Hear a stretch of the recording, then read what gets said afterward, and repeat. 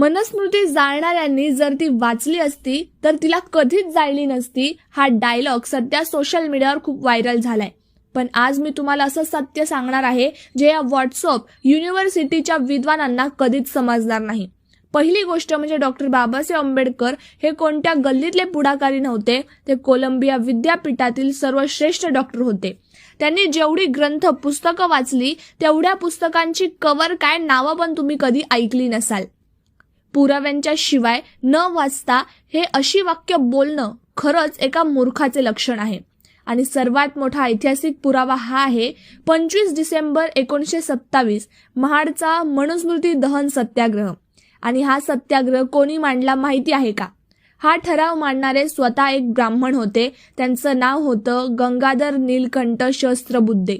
आणि मनुस्मृती फक्त रागाच्या भरात पेटवली नव्हती. त्या दिवशी बापूसाहेब सहस्त्रबुद्धे आणि सहकाऱ्यांनी मनुस्मृती सर्वांसमोर वाचून दाखवली.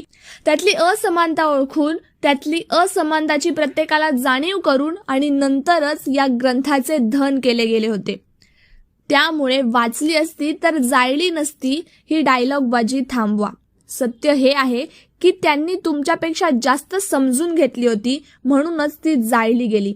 बाबासाहेबांची लढाई ही कोणत्या धर्माशी नव्हती, कोणत्या जातीशी नव्हती किंवा कोणत्या व्यक्तीशी नव्हती. ही लढाई होती असमानताशी, विषमतेशी. म्हणून म्हणतात ना, आज गरज आहे महापुरुषांना वाटण्याची नाही तर महापुरुषांना